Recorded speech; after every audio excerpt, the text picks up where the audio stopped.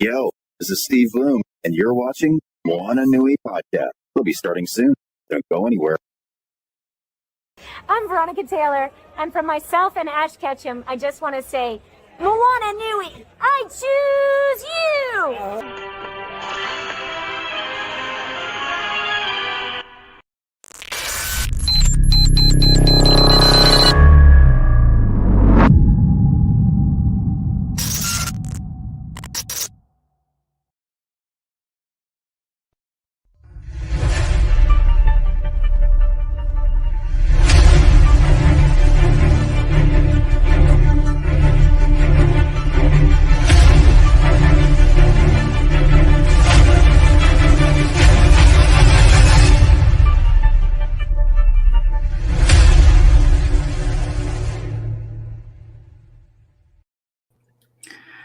Aloha, mai kako, everyone. Welcome to this week's episode of the Moana Nui Podcast. We got me and Ryan today, and we're so freaking excited, you guys. Y'all know about our project, right? Adventures of Nakoa and Nohea. Yeah. Tonight's guest is how can I say this? So pivotal, so instrumental, so amazing. And we're really excited to have her. She's a Lua master, and so Lua is our Native Hawaiian martial arts form. And sadly, I didn't really know much about it until I actually left Hawaii. And so she is going to be sharing her knowledge with us tonight. I saw her, I can't even remember where I first saw her, but as soon as I saw a woman warrior in our Hawaiian culture, it's one of those things that has kind of fallen into obscurity over time. And so seeing someone who is actively perpetuating this art for our people and our culture, to me, is really, truly very special. I don't just say that. And so I'm really excited to have Ryan with me tonight because we love this, and we know you guys are going to love it. Let's see. What else shall we say, Ryan? Let me let you introduce yourself. Let me be quiet, and I'm going to introduce Ryan because Ryan has been on our show as a guest, and I think he's guest co-hosted 1 or 2 times, but I'm really happy that he's able to join us and kind of pinch hit for Dana tonight. Keep her in your prayers, everyone.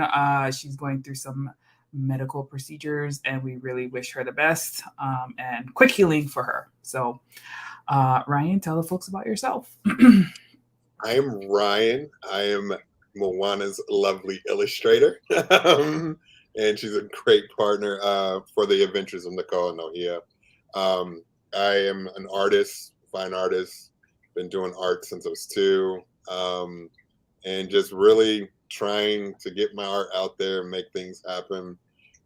It's been a fun few good years and a nice good run so far. So I'm not complaining, but I'm really excited about tonight's show. Kumu is going to be a great guest. It's going to be lovely. It's going to be good to talk about Hawaii and get into it and get into the grip of everything and chat. That's right. Yes. Alrighty, so with that said, we're gonna go ahead and introduce her. Y'all know how much I love alpha females, and she's definitely one of those, but not just because of her being a Lua master and all that is great about that, but she's smart too, y'all. So let me just tell you, Kumu Michelle Manu is internationally known for her accomplishments as a 10th degree black belt. Don't mess with her. She's Alihikaua, or a general, and a Kumu Lua, a teacher of Lua, which is the Indigenous Hawaiian cultural practice and martial art. The Lua, specifically Kaihewalu and Manu lineages. Kumu Manu is currently the only high-ranking female teacher of this art, and currently the only public representative of a Hawaiian woman warrior in over 200 years. She's presently the only woman to be given the designation of Knight Commander of the Royal Order of Kamehameha I, the Oahu chapter, for her continued work in protecting, promoting, and perpetuating the Hawaiian culture through Lua.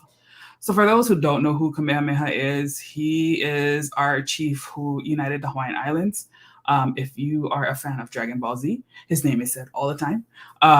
Some people don't know where like that there was actually a person. Kamehameha, like yes, that's our chief. And so previously, Kumu Manu also toured the Midwest as a professional hula dancer, which many of us Hawaiians love to practice our culture. And today she uses hula as part of her Lua teaching, as it is essential for timing, balance, placement, and micro body movements that occur during close quarters combat of the Lua. She teaches this at UCLA in her system Nakoa, the Warriors, and Pa Lua o Manu. And she also began work at Honolulu Community College in the Native Hawaiian program last year.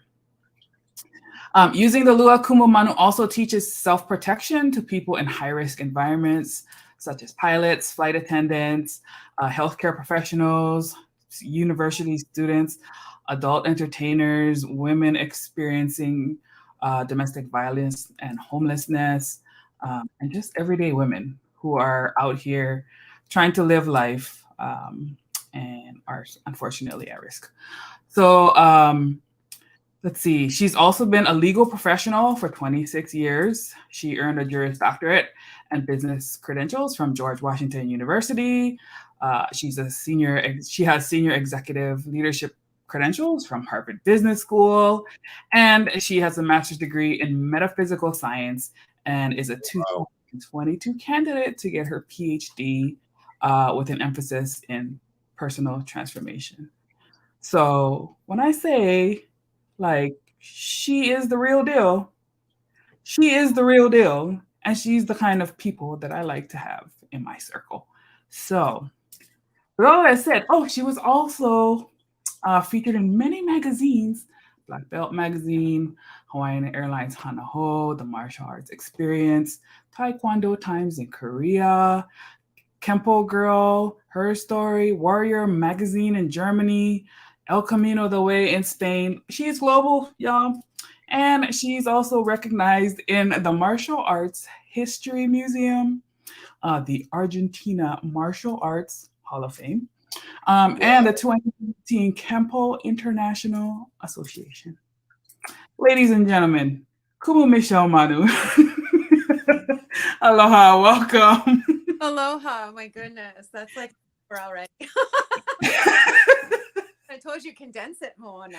No, you cannot condense that. Like, people need to feel the mana coming through the screen. Like, it is impressive. Particularly, I feel, for specifically Pacific Islanders and Native Hawaiians, because so many of us do not reach this level. And to me, it is truly an achievement to be able to list all of those credentials and accomplishments, and just truly be proud of that, particularly as a woman as well. So mahalo nui for your perseverance and resilience and helping to bring our culture to the global scene. Oh, mahalo, thank you. Not everyone agrees with that, but thank you. And it's all good. It's okay. They don't have to agree. Let's have a conversation. Let's talk about it. Without some consistent adversity. I think it was, on that, because the international and bringing our culture, trying to prove that we're more than just Hawaiian barbecue and plastic leis and Mai Tais. It is essential. In 2012, I was told to my face that Lua was nothing more than third grade Kempo. So at that point, I set out, so I'm in my 11th year, I set out as a personal goal to prove to the world that Lua is not third grade Kempo. But it's tricky too, because you don't want to disclose all of our deeper kauna or body movements and ways. So, but we can still show some public Lua, as I call it, to show that we're not third grade Kempo. So yeah, that's when it really started for me. Yeah, no, I'm glad you touched on that, because one of my questions, I didn't want to start with it, but we're going right into it. So what is your perspective on the position that Lua is sacred and shouldn't be shared or taught outside of the islands? Well, it's touchy, right? I mean, overall, if you don't, then it dies. Museum declared in 1976 that it was a lost art. It was not. It was always practiced in secret or kept close to the heart, right? Close to the chest. It still is. However, we're still able to share some of those principles today. Now, what someone gets at a seminar with me is not what my haumana will get. They will get the inner workings and the deeper understanding of the animal and nature elements in which we move. Someone coming to a workshop for 2 to 7 hours, you're going to be wowed at the efficiency of our body movements. But you're not going to get the deeper levels. And I think that's the message right there, is we can share. And then there's others. There's someone in New Zealand right now who is self-proclaimed Kumu of Lua. And, that was brought to our attention. A couple lineages this was brought to our attention a couple weeks ago, and this person is not authorized to teach. So it's the toxic love and lies,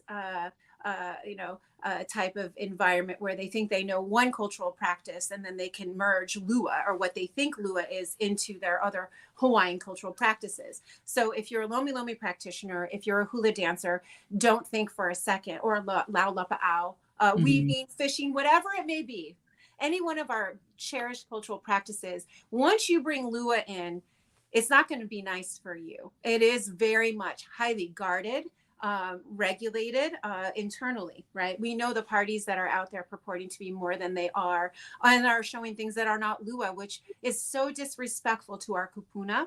It's so disrespectful in every way to every practice that they were trusted with, their anu, their integrity. They lack it. So, when there is an opportunity to correct individuals, yes, but like one other elder will say, Kumu, you're not the Lua police. Well, if you're charged with, by the royal order, protecting, promoting, and perpetuating, the number one thing is protection.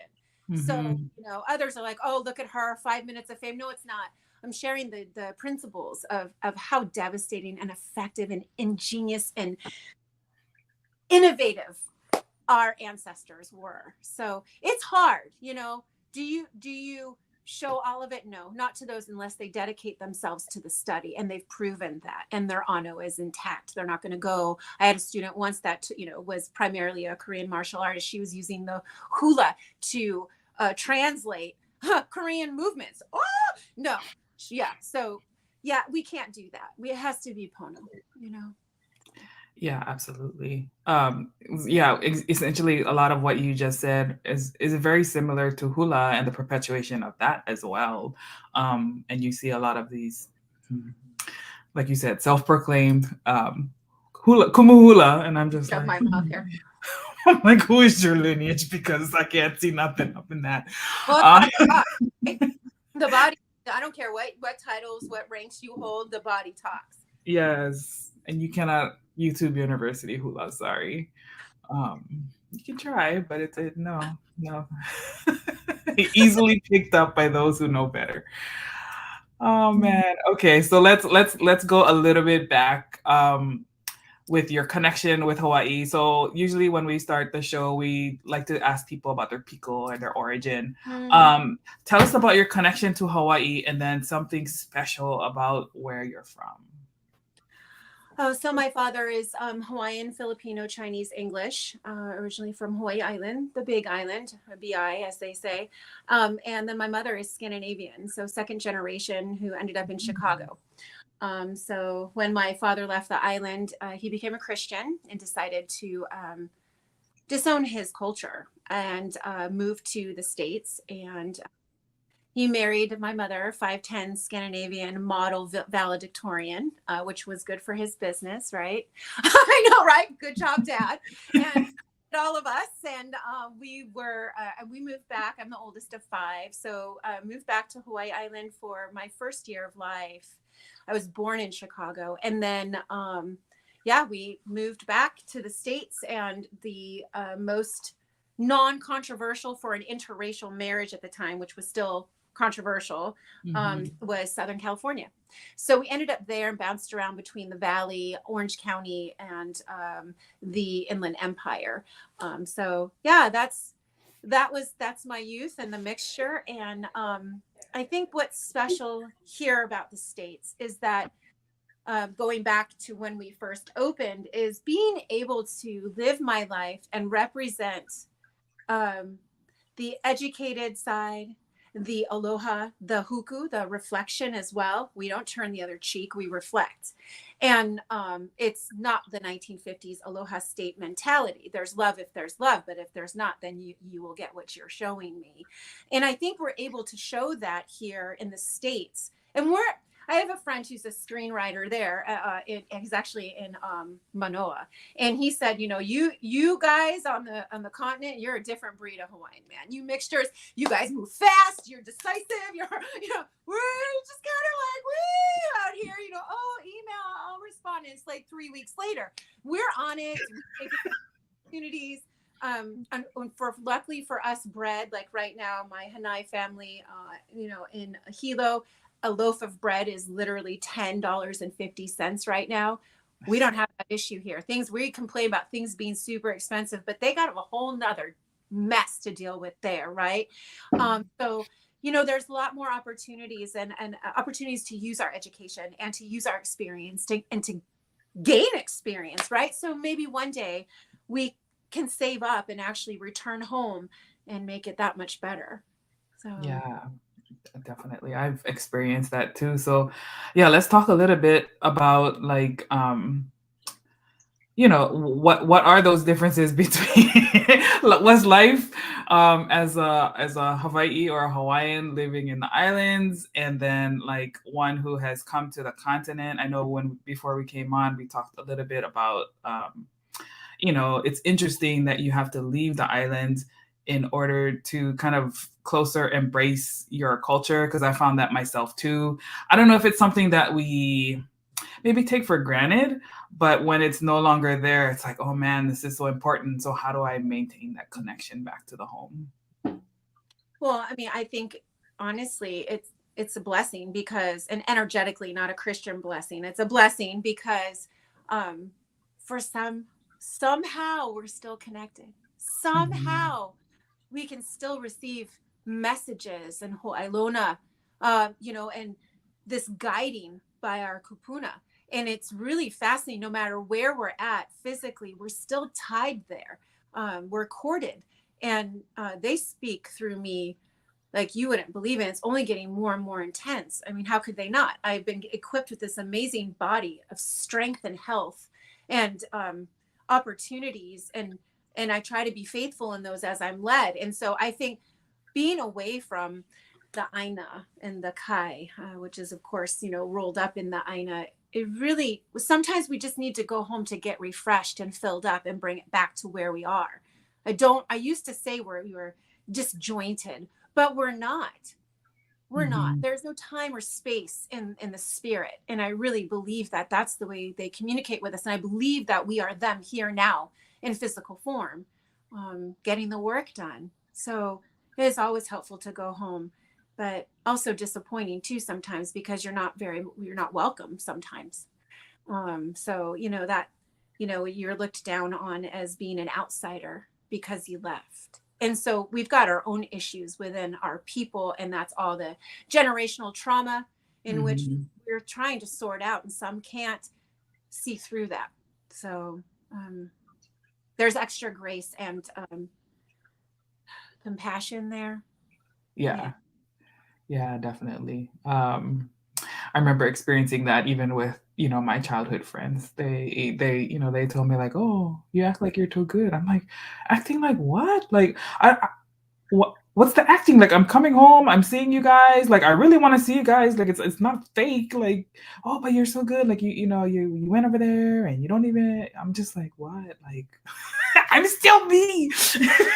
You guys know me. We grew up since like kindergarten. And it was just interesting when they had that perspective. I never, really expected it, especially from people who I hold close to my heart as, lifelong friends.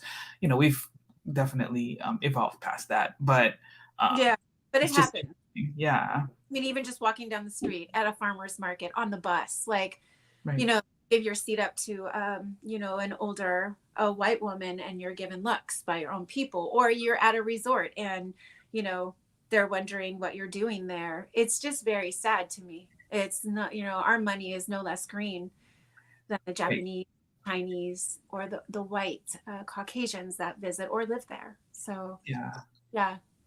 Absolutely. Ryan's just like, oh my God, we're really good. No, I concur. Go ahead, Ryan. I'll let you ask a question.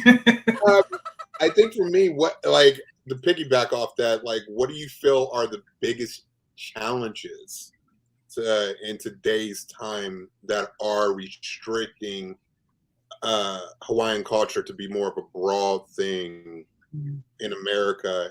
And like y'all said, the inner turmoil and the generational turmoil of that kind of, you left and you're not considered part of us anymore. What is that biggest determinant and how you feel about that?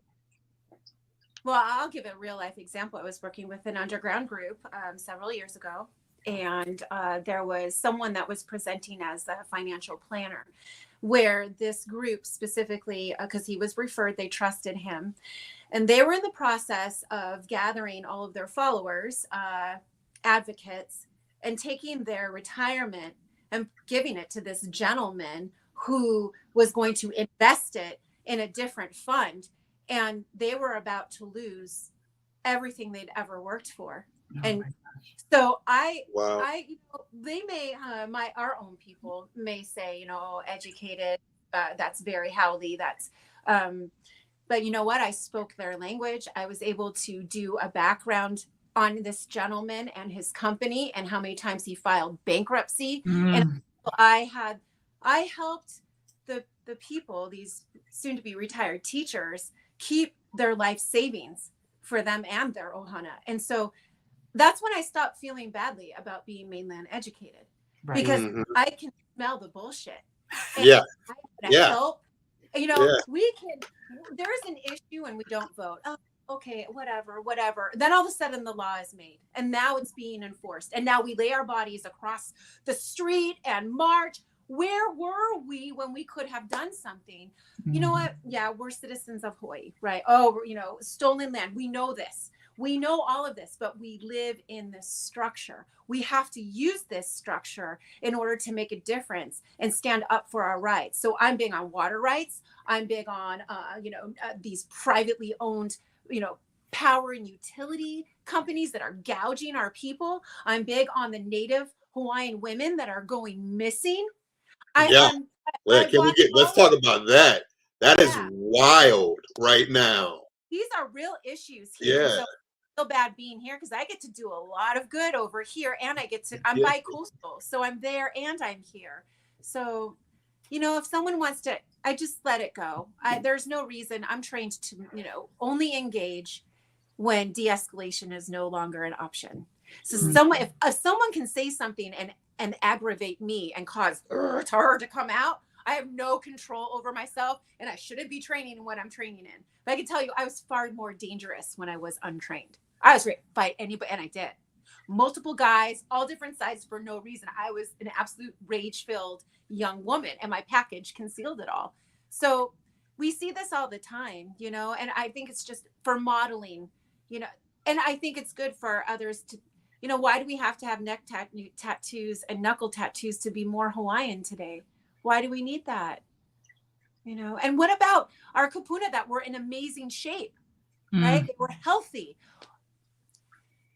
Monona all the time, we're overweight and we're unhealthy. And I think that's part of the problem too. Our food is so expensive. It's filled with preservatives. We're, we can't quit our job and work on the farm. We can't. How do we find this balance of caring for ourselves properly without it just completely bankrupting ourselves when we're already a multi-generational home? So there's real issues there that need to be cleaned up. Once again, I concur. we just opened up so many issues right there. Like we could go. I love it. I mean, I was just reading an article about missing women in Hawaii. It was blowing my mind. I'm like, why do we not have an eye on this right now? It is shocking to me. Why Like, do you think the kids are going missing, Ryan? that's what we're doing in our book. We're using it in a different just saying. Yes.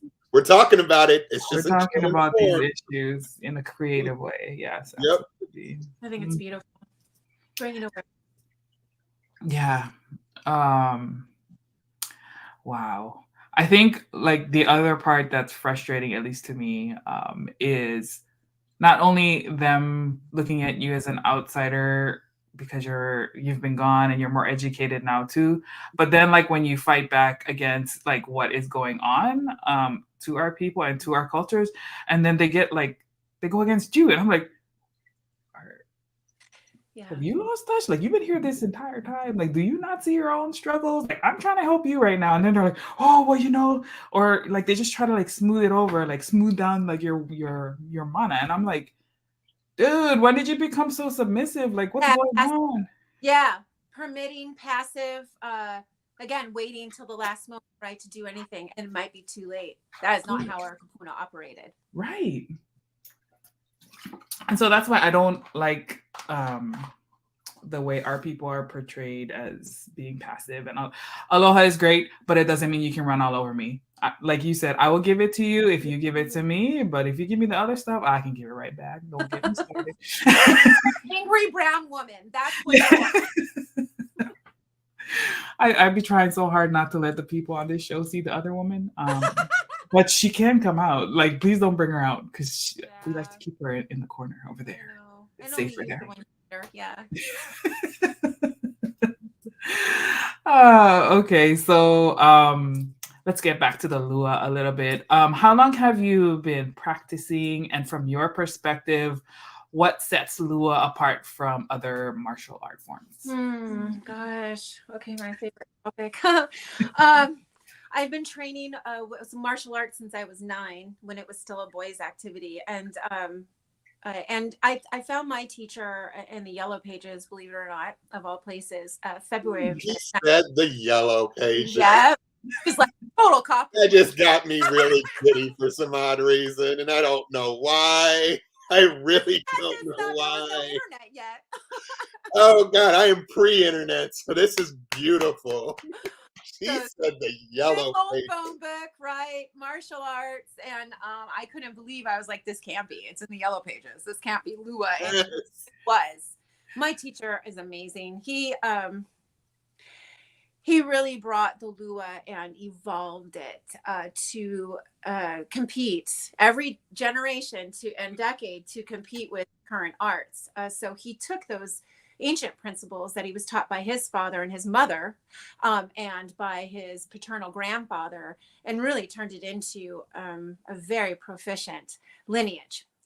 So he started to teach non-Hawaiians, and he was based here in Orange County, California, which is in the southern part.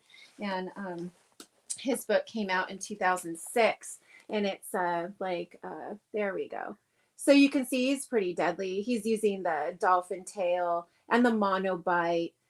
He's grounded. So he's devastating. And this book of his was released in June of 2006, and it's pretty much like a police manual. And it's out of publication. I think we're going to try to do another round of publication. So that's how I found Lua. It wasn't easy to get in. The family, he hadn't taught a woman since the early 80s. So almost 20 years of not teaching a woman. And I was grateful he took me on and tried to get me to quit for the first 8 to 10. I was in my initiation hazing phase. And I don't know, something switched at that time. And it's just what a gift to be with him, and what he fed me, and what I still eat and dissect and evolve to this day. And forever grateful. And so, Lua is different because I don't train anything else. Obviously, he reprogrammed my body, first nature, into Lua for 2.5 years by myself, with him and with one other person occasionally to work on, before I was invited into the black belt class.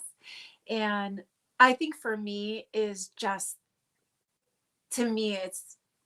the most beautiful movements that are you as the practitioner get to choose how devastating or how healing you want them to be.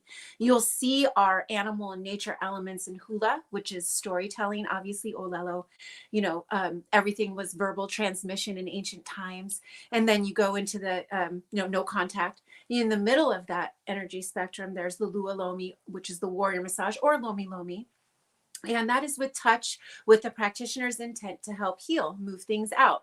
And then you go to the other side and it's Lua, where it is dislocation of joints. And that was emphasized too in early times. It was a joint dislocating art because they really didn't want to kill. But, as our king moved forward, it became about maximum kills. And that was the motto of this guy. So I got the hula aspect growing up. Which I was forbidden to learn, by the way, secretly learned that. And then I recently, it was not too long ago, where I was learning Lulomi from Kumu Silva, who left us and returned to Po. He transitioned on Thanksgiving Day, which is a horrible loss. And then, Alohe. So I get to feel the same energy, these same animals in so many different energy expressions. And I think that is so beautiful to me. These moves were inside, were quick. The man from the waist down, the kane, carries the wahine and the keiki and the mo'opuna. And all of them work together as a family. So very rarely you will see them off balance unless it's a quick move and we're in and out.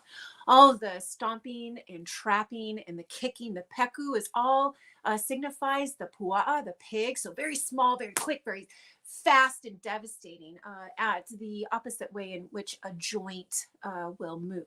So it's really quick. And I think the only way that you can really get a good idea of the devastation of Lua is think about the battlefield, because you're in constant movement. So we can't stay static. We can't have our heel down for everything. It's much different than the Asian arts.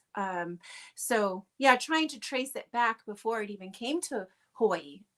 Who brought it? What was it called?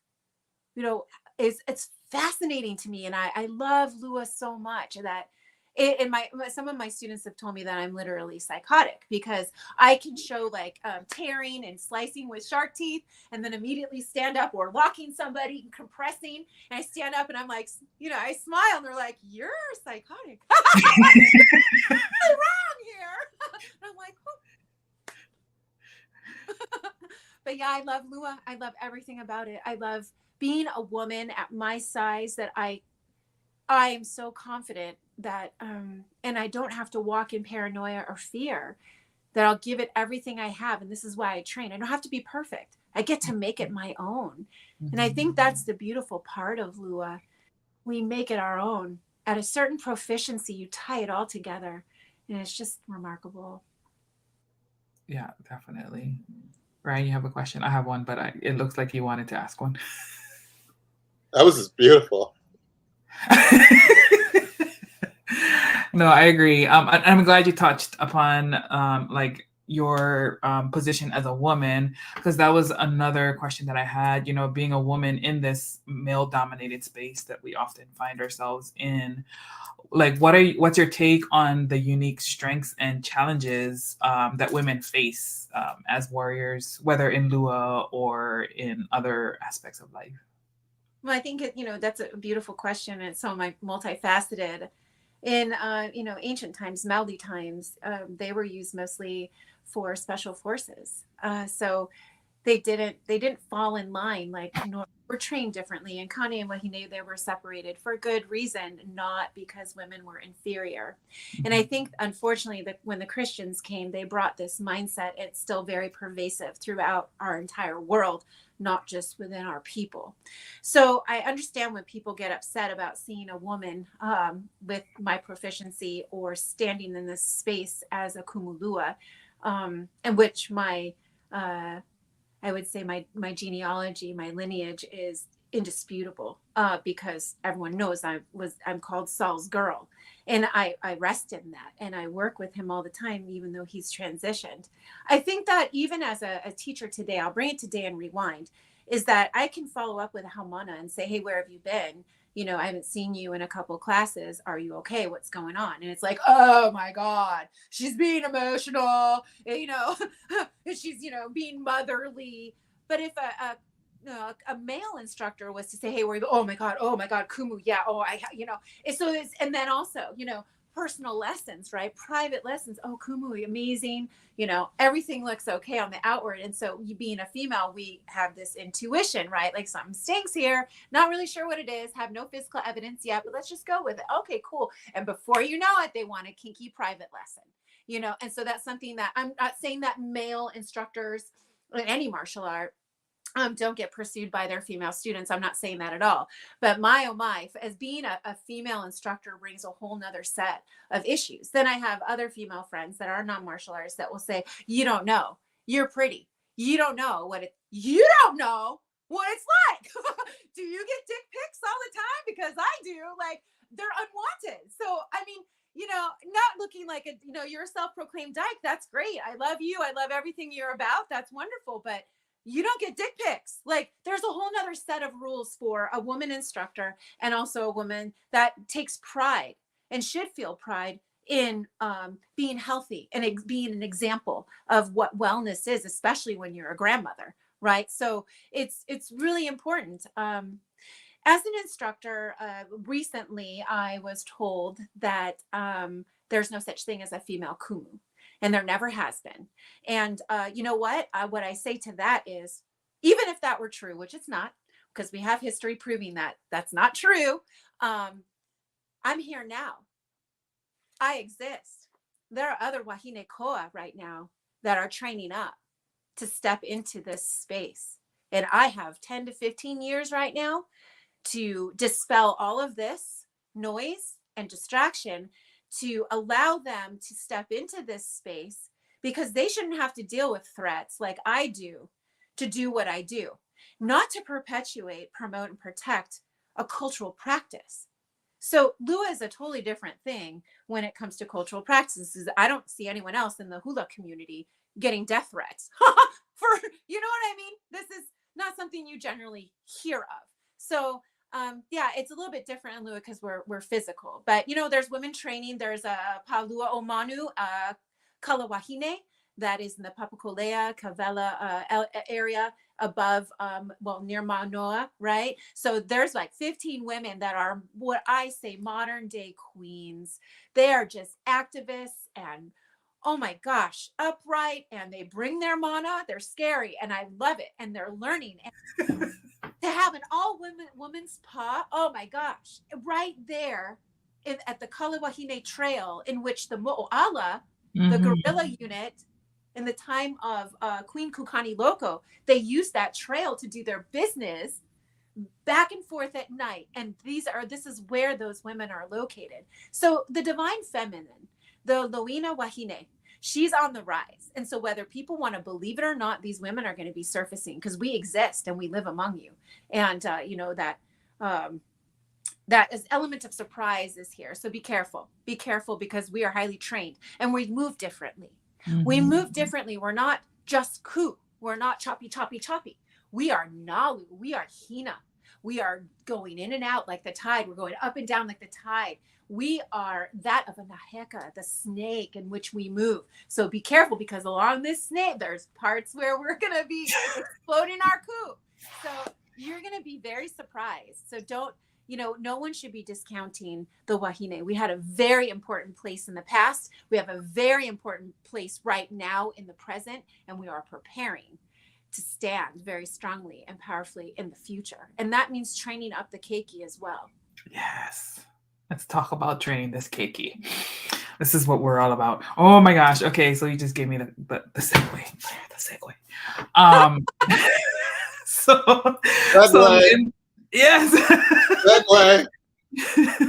I'm going to take a bite of this delicious food while you say it. Yeah, go ahead, Ryan. So in this story that Ryan and I are developing, we're kind of transitioning into this space where the kids are going to be training for Lua. So I would love to hear, like, for kids who are probably about the age that where you joined at the 10, 11-year-old, like what does training look like for them? And like, how can we, because we want to be respectful to the martial art form, but we also want to make it fun because it is a children's book series. And we're gonna have like the older warriors, both men and women, helping to train these kids. So we'd definitely love to hear your thoughts on that and how we could depict it in our story. Well, I mean, in ancient times, there was, when it first started, from what we know, I mean, there's a lot of origin stories to Lua, but we know that hula and Lua were practiced in the same heiau, just one side and the other side. We also know that warriors that were recruited or drafted, if you will, as koa, they weren't born into the elite role of a warrior. They were most likely very proficient in hula and were taken from there as well. And from that point forward, their profession was being a koa, was, a warrior. For the kids, when they start up, it's really about like makahiki style, right? Where they get to learn, wrestling and, carrying and swimming with pohaku rocks and gymnastics and keeping the body pliable, in endurance, long distance running, like our messengers in ancient times, fishing. They learned a lot about their environment. It was very metaphysical. And the original religion of the Hawaiian people was, nature. So they were out in nature, obviously. They weren't sitting at a desk. They didn't have PowerPoints. They were hands-on and listened to their teachers, whether they were, ohana, or if they were designated to teach them in some way as a kumu. So now it's a lot of gymnastics, a lot of perfecting the lines in which we move. So where are you going? Are you throwing wildly? Where are you throwing your mana? How much mana are you throwing? Are you throwing it towards the wall? Are you throwing it downward, upward? Because everything is connected. So if you throw it down, but you really want to go up, then you've just made it harder for you to do that specific technique. So everything is a setup and just enough, not throwing the arm super far. So it's really about conditioning and different activities for the kids and discipline, obviously. That's great. I'm glad that you said it was like makahiki style, because that's essentially how the second book is how I kind of framed like the setting for the story, because I wanted to be like very much in a makahiki kind of season for the kids. And then like as they go into training, they're learning. And then ultimately we're going into like maybe in books 5 or 6, we're going to the battle and it's going to be very cool. And I wanted the kids to have an active role, not just with the warriors, but, showing their skills that they have learned over time too. And just really trying to inspire our keiki to like remember, the ancestors and the practices and really want to embrace it again. So I just want to say one thing. Yes, please. This is great education right now. Thanks, Ryan. This is great. Kumu, this is wonderful. You're wonderful. You're absolutely wonderful. It really is. I know Ryan's eating this up because we get into our little every morsel right now, girl. It's delicious. It's delicious. On that note too, on battle, there were, as part of, you might want to write into your book a strategy, right? War strategy, and also the warriors that came from, it's very much like Avatar 2, right? They had the water warriors and then they had the Mauna warriors. So it's like, it's the same. I got feelings on that. Yeah. I got a lot of feelings on that. Yeah, I liked it, but I still got a lot of feelings on it. I'm with you on that. But, we need to think about the specialties of each palua, where they were located. Did they use bow and arrows up at the top of the Mauna? Absolutely not. The wind and the rain. So they used more, right? The slingshot, right? The stone throwing. Obviously they're not going to use that in the ocean. They're going to use their paddles, right? Longbows. So, some palua were historically experts in a specific weapon or certain hand techniques, but everything is different, island to island, district to district, family to family lineage. So there isn't one carte blanche, like general, this is Lua.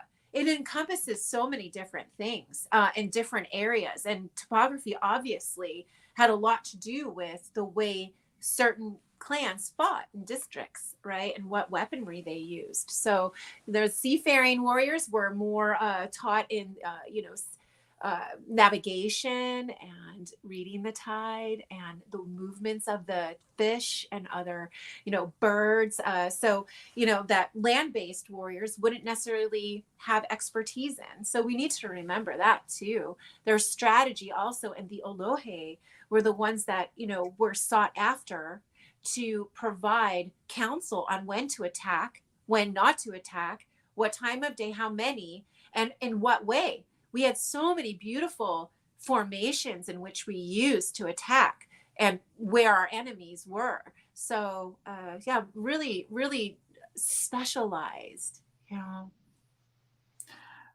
That's fantastic.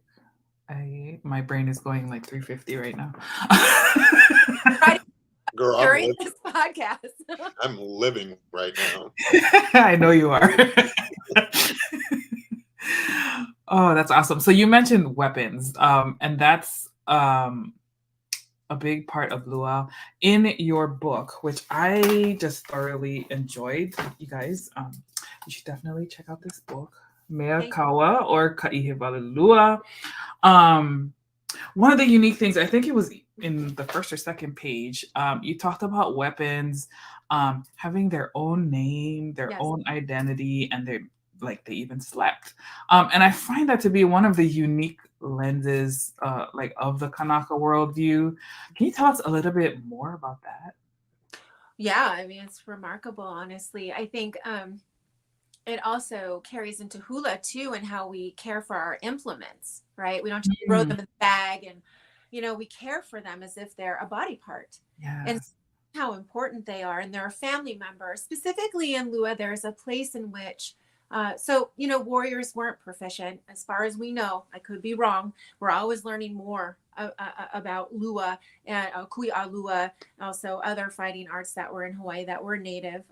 That of the chicken, the moa, was its own designated style within a specific district, which was really like kickboxing, believe it or not. So, so it's given a name and it's given a place to rest, and it is not to be touched by anyone but the owner. So usually a warrior would be proficient and expert in one weapon. And then, of course, if they lose that, stripped of it, or it gets broken in battle, they would have to be proficient with the empty hands, which is the original form of Kui'a Lua, is the empty-handed. The weaponry came later. It's very important that we respect these items as family members, not just a piece of wood. And that's the thing. I think we see martial arts like, oh, cool, can I buy a Hawaiian weapon? Oh, cool. And they're standing there and they're like, that doesn't make you Lua. You're still Kempo and you're holding it wrong. You know what I mean? That type of thing. So, having respect for it's not just a thing. And I think that's what makes it so Lua, because we didn't waste a thing. We had respect for everything and how it served us, and just took enough. And fishing, we caught a lot of fish that day. We left it in the net in the ocean and only took what we needed, and then we would come back, right? Or we would share. Same, we wouldn't cut down a tree to make weapons. It was always what was available. We didn't kill a shark for the teeth. It was what was available, right? Different. Now, the Mo'oala, the females, I'm not really sure, because they wore tiger shark skin as armor. And that was never done ever again, because it was associated with being with wahine only. So pretty much kapu, sacred for only that female guerrilla unit. So that's why we didn't see it in Kamehameha's armies. So really fascinating there. But they're very important, the weaponry. But if you don't know your body, this is why my haumana, if you don't know how to move, I'm not putting a weapon in your hand. I'm not doing it. I'm not doing it. Like, you better know where you're going, before I put something in your hands. This is why I'm a little bit different. Other lineages that you start with, start with weapons equally with as empty hands, but that's not for me. And there's no wrong or right way. This is just how it's going to be for me. Because, I'll be damned if someone shows up and goes through warrior level 7 just to get all the weapons, and then they quit. When they hit warrior level 8, they get their black belt, and then, see ya. I need people that are dedicated to this, because I'm feeding them very sacred information, right? Are they worthy of it? This is the checkpoint. You're going to have to wait. You don't like it? Tough. Go to another kumu. Yeah. Ryan, did you have a question? It looks like you was about to jump in. No, I'm living. Live life. I'm living. With weapons though, is there a bond that you create with the weapon? Is there a blessing that you do, or a prayer, or anything that initiates that blessing or that bond with that weapon? Yeah, the puli. So it depends on if you make it or not. So I have weaponry that my Olohe made, and a couple other pieces now that I purchased from my own Kaihewalu Kumu, brothers that make weapons. But the ones I made, I mean, the whole time I am in prayer and puli or ritual, right? Depends on what religion you are. It's still the same. And, when I make something for someone else, when they commission it, because just don't sell them, there's stuff on the internet that I didn't make that has my name attached to it. And they're just wrong dimensions. It's not right. Talk about Ano. Anyway, that's a different story. If I'm making it for someone, I actually ask for a long life for the weapon, that it protects the owner, that it's never misused by the owner or never misused on the owner, and that they have a long, that they be blessed by its presence. So that's and it's funny, when you walk through and you're looking for the wood, you just know which one for each specific person, and then you get messages about the person when you're working with the wood, but it's alive and breathing to me. It's just gorgeous. So yeah. I love that. That was a great question. So Living. I make a t-shirt. Let's see.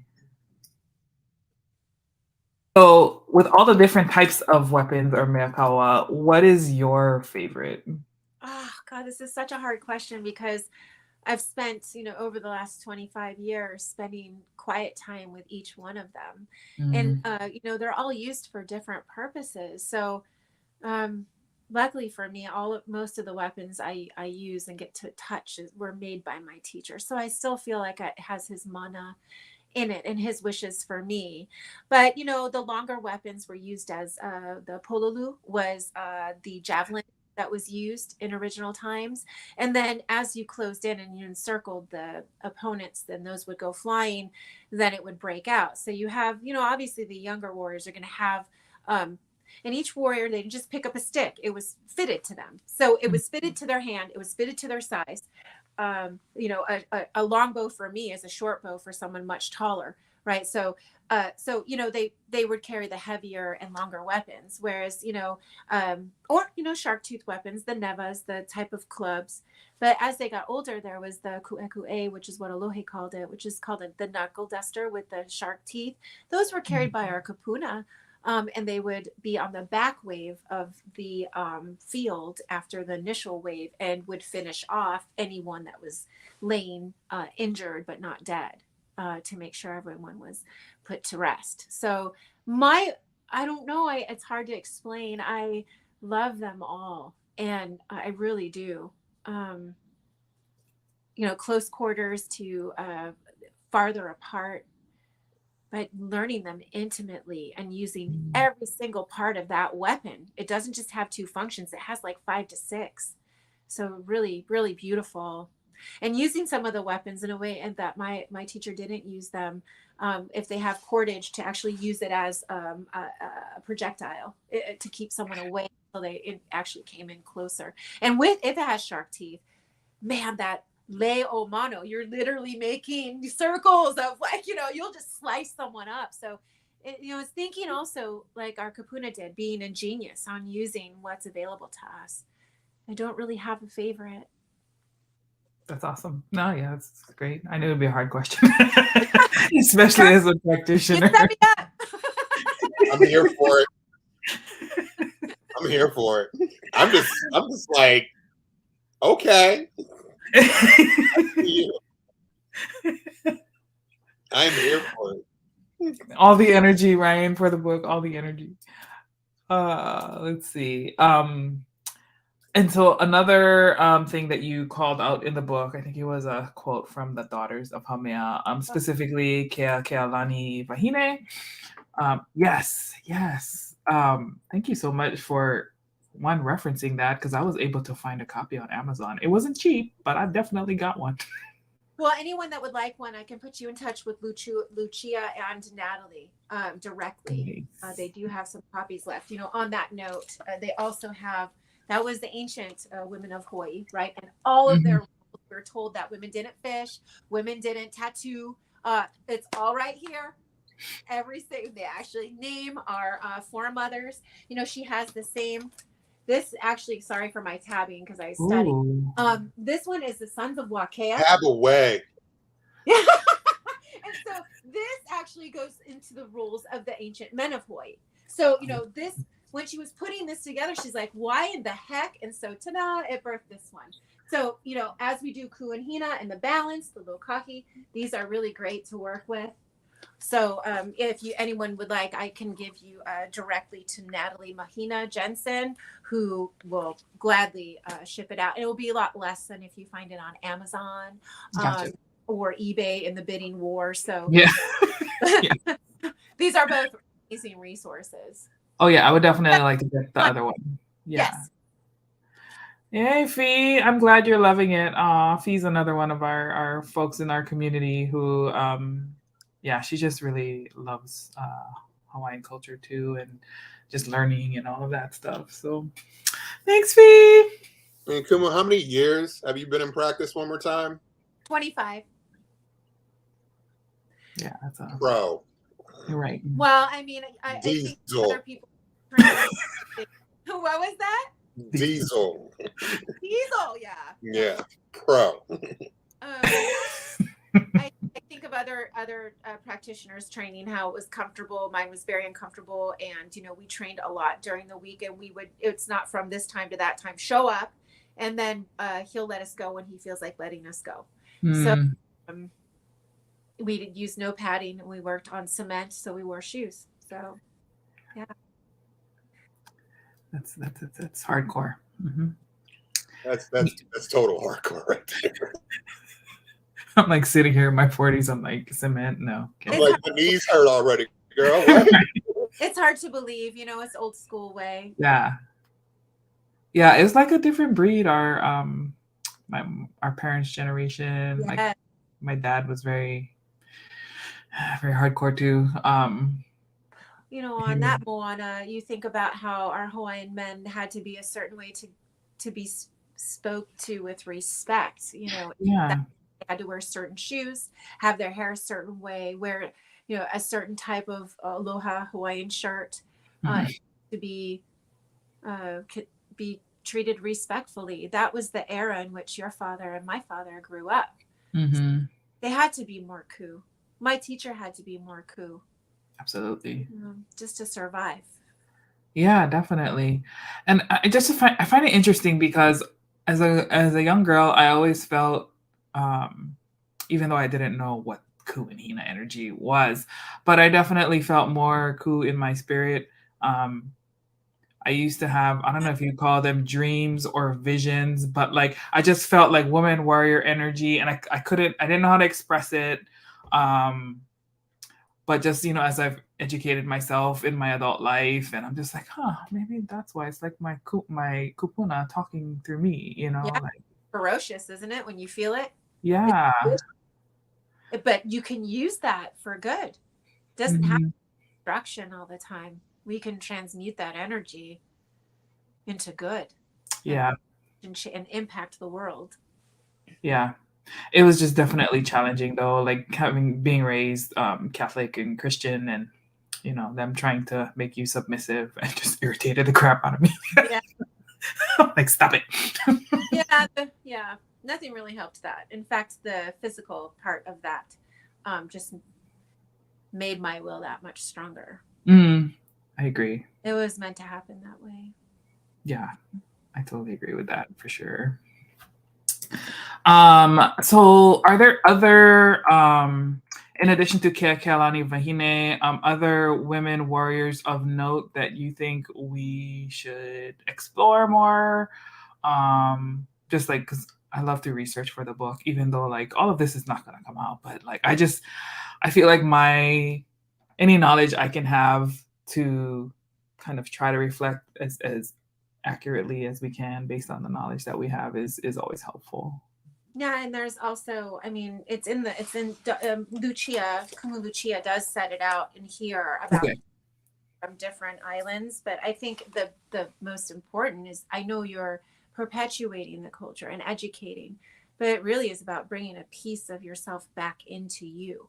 When it helps you understand how you've been made and look back and understand why you felt a certain way in certain situations or during a period of your life. And I think that is remarkable in itself, and it helps to undo and then stand in your space, and own it.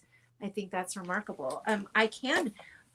She's page 31 is the Alohe Wahine. Let me get to that. I can give you the exact names. 31. Here she is.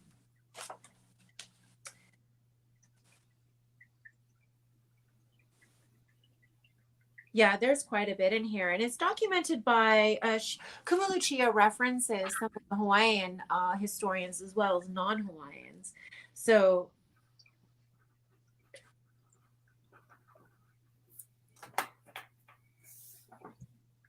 yeah, that's I would read since you have a copy, page 32 and 33. Okay. And that's where you'll find all of them listed there. Okay. I'm excited. More research. Woohoo. And more names for warriors, because we're going to use some of their names in this book. Well, for they sure. are 8 syllables, so I don't know if the kids are going to be able to say that, but so much. That's right. That's how you must understand us. There's a lot. You can't just say not a syllable. Not a John. Yeah. Oh, sis, can I buy another vowel? Yes, in Hawaii, if you're solving Hawaiian problems, you want to have a vowel because it's going to be like almost the whole thing. All the vowels. Vowels in the world. Yes. Ryan, did you have any more questions that you wanted to ask? Dear God, I'm just here living. I'm in it. This has been a beautiful show tonight. Kumu, you are a beautiful person. I think this has been wonderful, very educational for people who don't know about this culture, about the beauty of this culture, the experience and historical factors of this culture. This was an amazing show tonight. Thank you. I would hope that people would see the depth, just slightly, the sliver of depth in our culture and our people. And I hope our own people see that too, so they can feel more connected, because it really is an activity. Yeah. And take pride in it too. Yes. Yeah. As I mentioned earlier, like for me, of course, I always loved Hawaii, loved my home. But I don't think I really appreciated it until I moved away and it wasn't there. And just the things that, that you knew was always there, but when it's not there, it's like, oh man, just how much of an impact it has, on your life. And,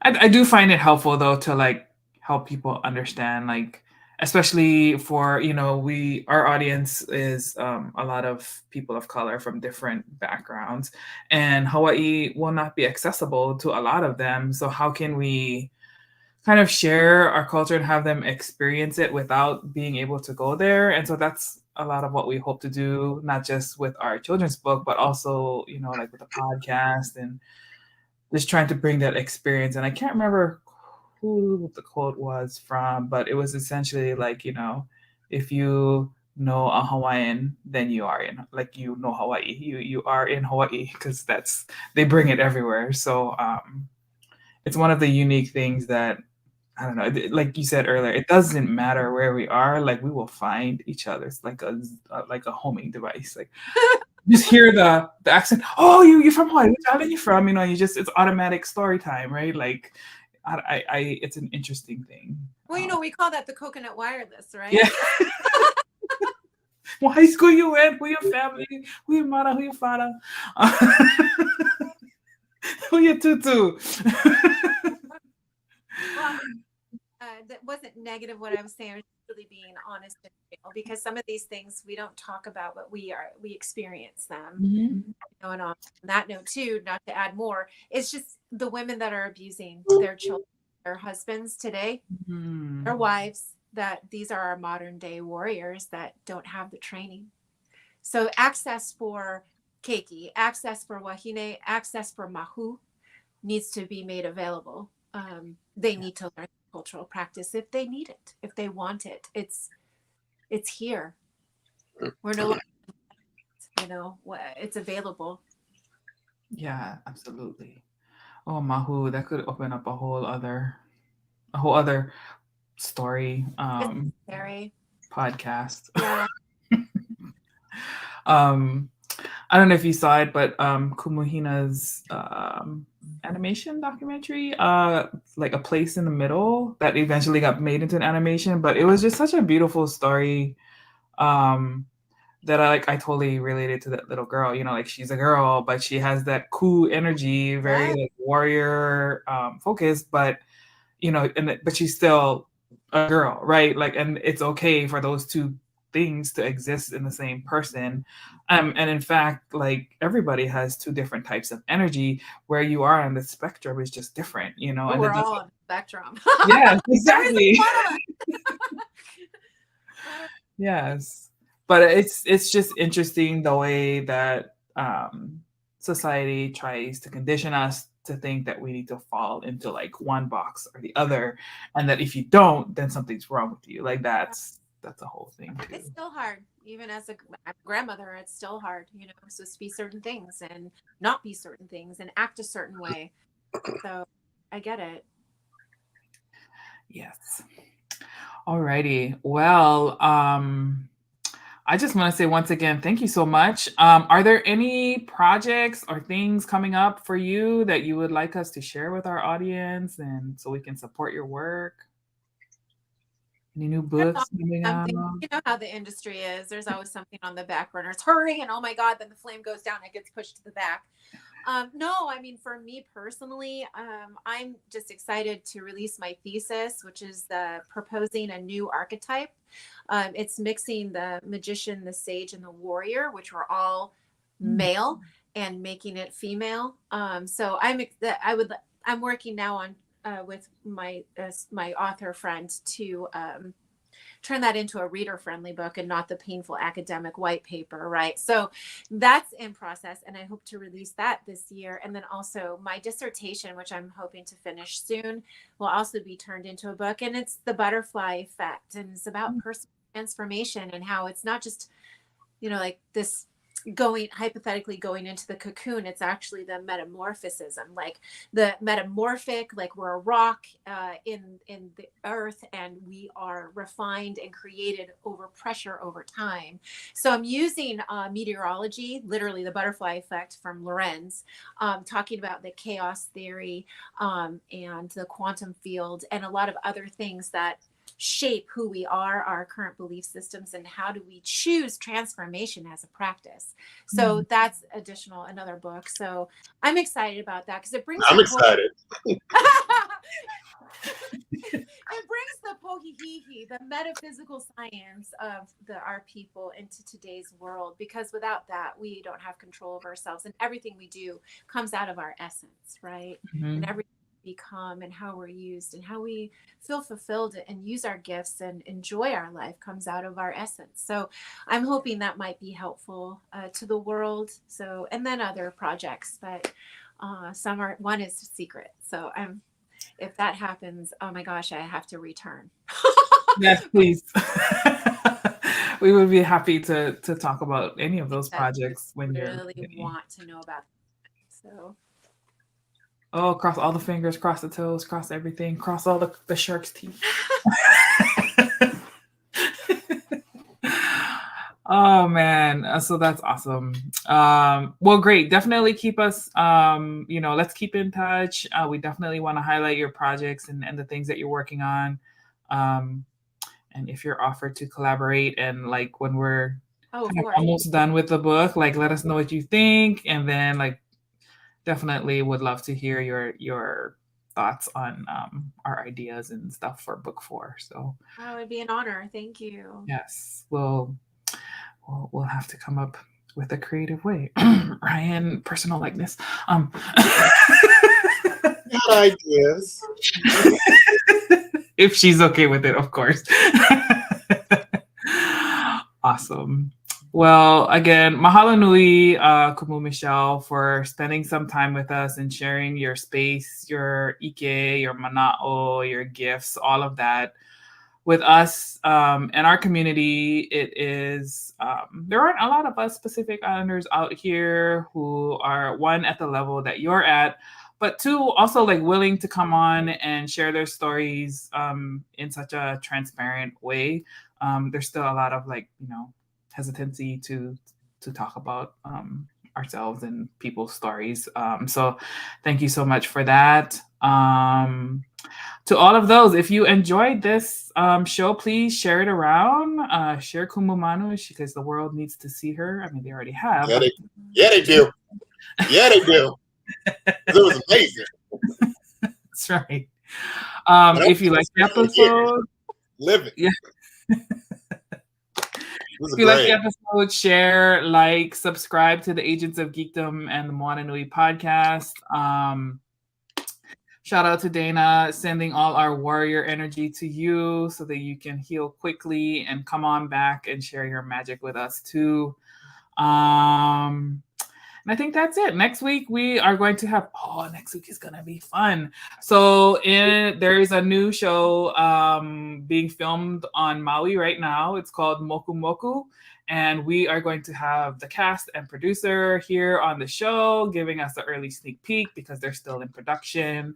And so excited to have them and talk story about some of Maui's stories, legends, and kind of the unique twist that they're taking on this show. The producer is, his family is originally from Maui, but he too moved to the California area. I think it's San Diego. And he was in the military, but then is now coming back and producing, stories back home to kind of like give that little uniqueness. So I just love to see our people like venturing back out and coming back home. It's how our ancestors did it. Like we went out, came back, and just our ability to navigate the waters of life, the actual waters of the ocean, and all of that good stuff. I'm excited, and I'm glad that they're giving us a chance to talk with them before the show's even aired. So we'll have some behind the scenes stuff too. So that'll be fun. So join us next week, February 2nd. Oh my God, we're going into February at 8:30 p.m. And thank you, Ryan, again for pinch hitting for Dana. Sandlot. I love it. We got to have that influence too. But yes, I'm going to stop rambling now because you're tired of hearing me. So thank you for tuning in. We love y'all. Take care. Have a good rest of the week, and we'll see you guys next time. Aloha. Malama pono. Ahui ho. Malama.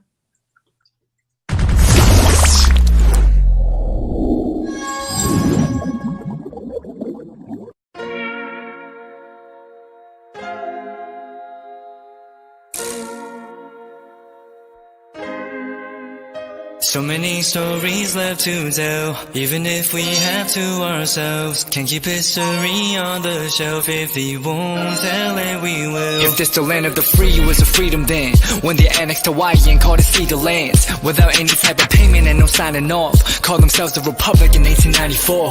1.2 million acres overtaken from the native Hawaiians. When they resisted, the West retaliated in violence and erasure. The Hawaiian language was banned as part of colonialism's plan to expand, yeah. Stuck between a rock and a hard place. Multiple bombings of Kaho'olawe as a part of their ongoing war with Asia. Used it as a place for target practice.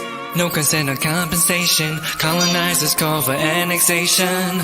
No work out for all the locals, school will never let you know. So many stories left to tell, even if we have to ourselves. Can't keep history on the shelf, if we won't tell it we will. Too many stories left to tell, even if we have to ourselves. Can't keep history on the shelf, if we won't tell it we will. We will. So if we put Hawaii in a perspective, well, Black and Asian history is interconnected. Considering the fight with the Pacific, then of course versus Asia, they was treated as a middleman for war, but didn't let the Western colorism run its course, cause dark skin was a sign of dignity to core. The land was taken in the name of capitalism, when prior to it was an actual kingdom. Clap back at the system. Stuck between a rock and a hard place, multiple bombings of Kaho'olawe. As a part of their ongoing war with Asia, used it as a place for target practice. No consent or compensation, colonizers call for annexation. No work out for all the locals, school will never let you know. So many stories left to tell, even if we have to ourselves. Can't keep history on the shelf, if we won't tell it we will. Too many stories left to tell, even if we have to ourselves. Can't keep history on the shelf, if we won't tell it we will. So many stories left to tell, even if we have to ourselves. Can't keep history on the shelf, if we won't tell it we will. Too many stories left to tell, even if we have to ourselves. Can't keep history on the shelf, if we won't tell it we will. We will.